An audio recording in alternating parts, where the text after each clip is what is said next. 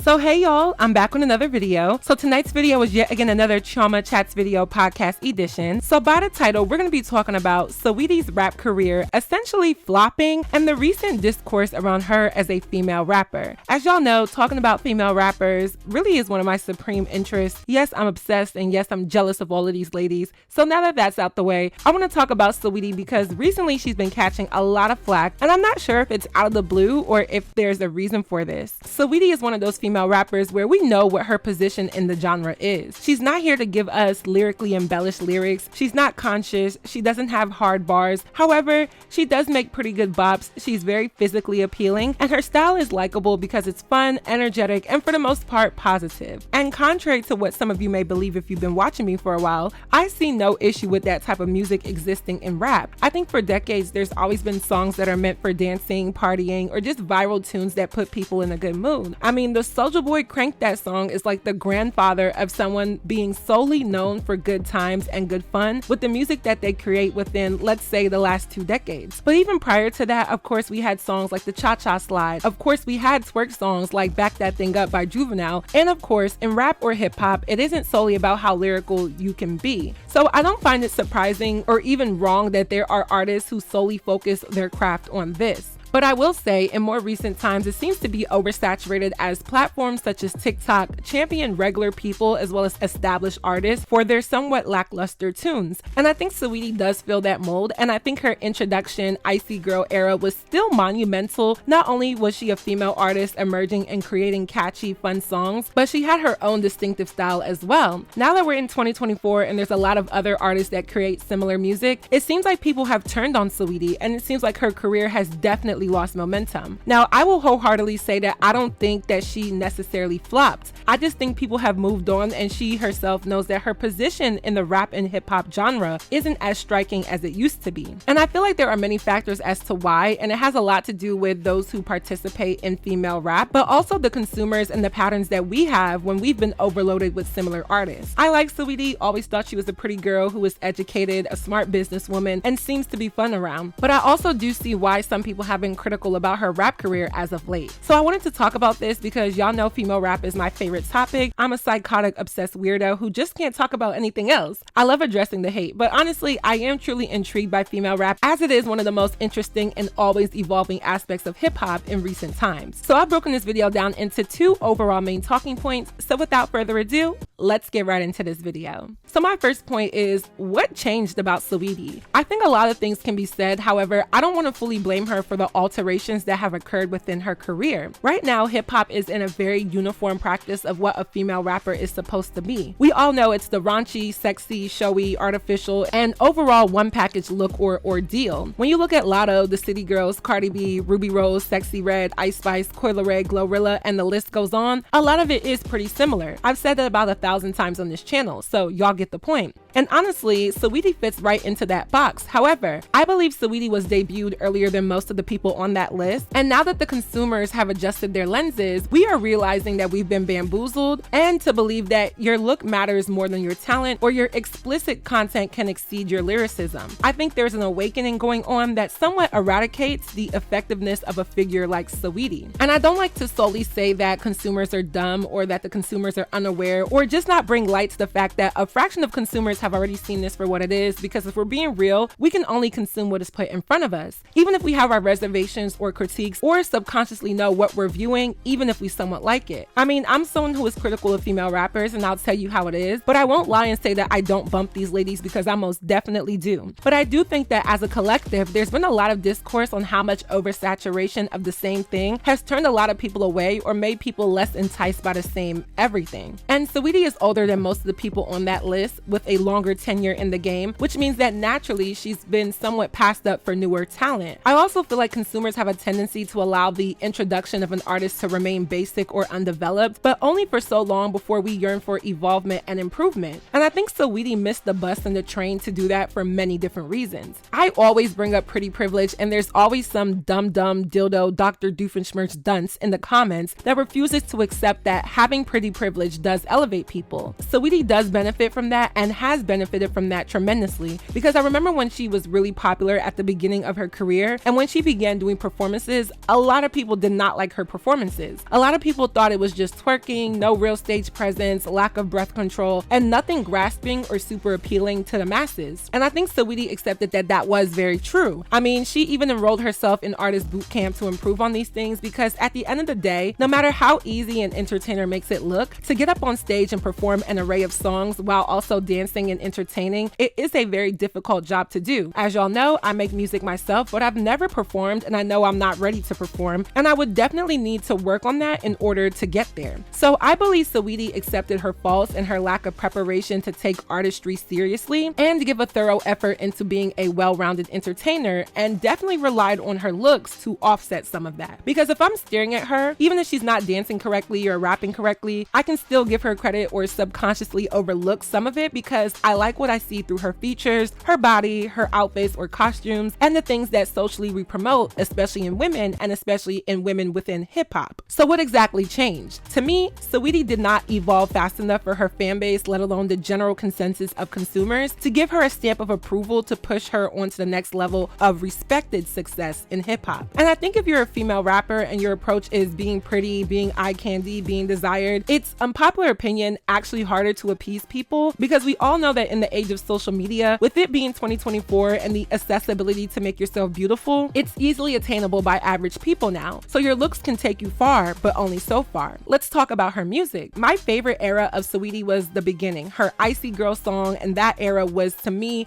new and it was catchy. What stuck out with Saweetie was her ability to sample songs and give it a new age spin that didn't disrespect the original, but also provided a great vibe. And the reason why I feel like she was successful with doing this is because she would sample songs that were already fun, catchy, vibrant, dance type of music, so it didn't contradict the original aura of the song. Like her song My Type sampled P.D. Pablo's Freak a Leak, which used to be one of my favorite songs as a kid. Don't ask me why I was listening to that. I didn't know what he was talking about. I just liked the fact that he said all of them girls' names. So when Saweetie sampled some of those records to put out a new age spin, it was still on brand for the sample as well as her brand. And to be honest, nobody else was doing that. It made her stand out because a lot of people are skeptical about sampling, but I do think if you are musically inclined, you appreciate a good sample. So that was more of the old Saweetie, and I think that's what people appreciated about her, is that the music came off a little bit more authentic, even with the samples. Even the sound of her voice was a lot more realistic. Now, as we fast forward to more recent times, Saweetie has taken on a persona that I don't know if people find authentic enough to deeply tune into her. What I mean by this is there's a lot more ghetto and ratchet culture pushed to the forefront of hip-hop music for the women, and it's almost as if you're not super gutter hood rat, nobody wants to hear you. But I feel like there's definitely a place for women like Saweetie, as well as artists who maybe grew up in the suburbs or don't have the most tough upbringing to exist. I mean, I relate more to Saweetie than I do Sexy Red, and there's nothing wrong with that. But it kind of seems that Saweetie has taken on more of an overdone ghetto twang that really isn't her, and I think people called her bluff on that. One of her recent songs called Shot O'Clock, I feel like it was more the original Saweetie, and I think that's why the song was well perceived. Like, even the video and the visuals were beautiful. She looked great, the theme was well done, and it fit more of the aesthetic that we originally liked versus some of the songs that she tried to put out that seem a little bit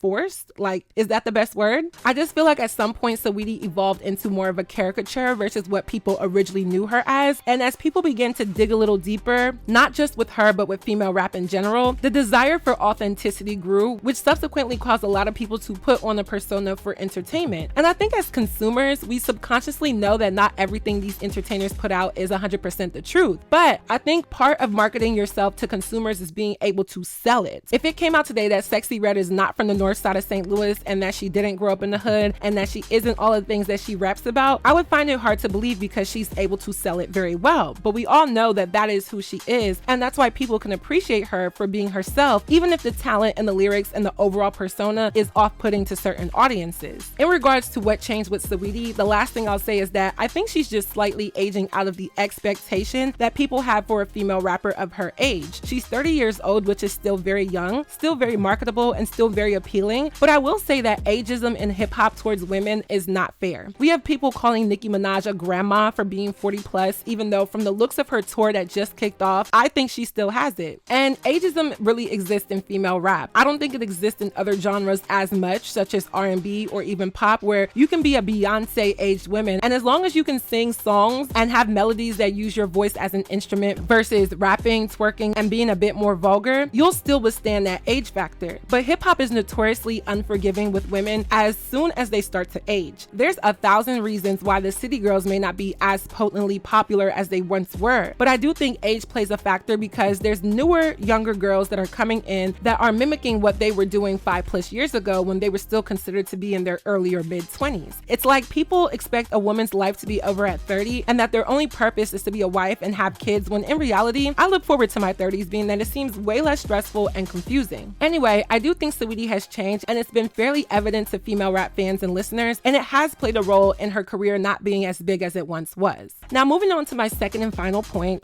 Who is at fault? The reason for this point is because I feel like a lot of times, because an artist is the most visible aspect of a brand or label that we see, artists get a lot of flack for different aspects of their career that are sometimes out of their control. And as someone who is pursuing music myself, this has definitely become evident just from being on the inside looking in. I see why being independent is very sought after, especially for artists who were once signed to a label, because the type of control that a label has on an artist, being that said artist is really a brand of the label, it definitely goes to show that many of these artists don't have full autonomy over their careers. Recently, Saweetie made headlines for saying Saweetie says music execs suggest that she twerked more during her early career because she rapped too monotone. And she says, quote, "I'm going to twerk when I want." And so my overall opinion on this statement is that I find a lot of record labels to actually be very stupid. Like, that is the nicest way I can put it. I don't know who's sitting on these boards. I don't know who is sitting as the directors, the management, A&R, industry forecasters. If you're listening to me right now, a lot of y'all are very dumb. It's like, how can you not see that your artist does not fit a certain aesthetic and it does not work for them, but somehow you still invest more money into something that the general public isn't going to receive well?